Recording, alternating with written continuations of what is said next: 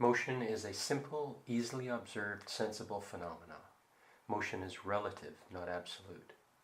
Motion never meets our senses apart from the harmonious unity of corporeal mass, space, and time.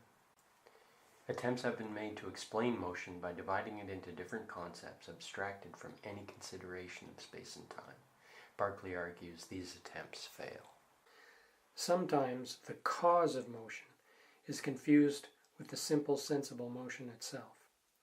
Conservation principles arise from this confusion. These principles apply to the efficient cause of the motion. As is easily observed, simple motion often stops and starts, or perhaps even created and destroyed. As a result, many mistakenly suspect that motion is not mere passivity in bodies.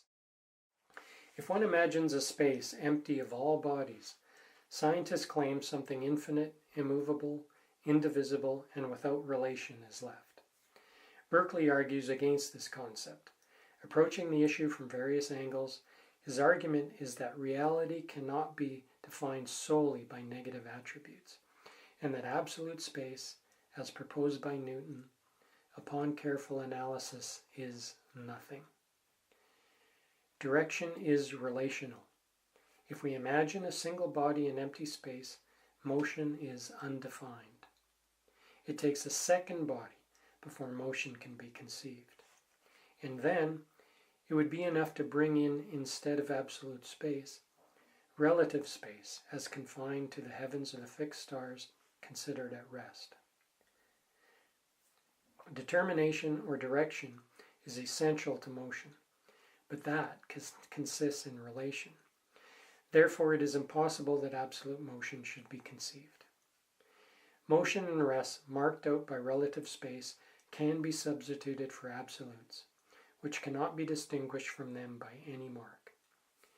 Motion is action exerted on bodies. The frame of reference is irrelevant. The following must always be kept in mind when seeking to understand the nature of motion. Distinguish between mathematical hypothesis and the nature of things. Beware of abstraction, and to consider motion as sensible and to be content with relative measure. If we do so, all the famous theorems of the mechanical philosophy, by which the secrets of nature are unlocked, and by which the system of the world is reduced to human calculation, will remain untouched, and the study of motion will be freed from 1,000 minutiae, subtleties, and abstract ideas.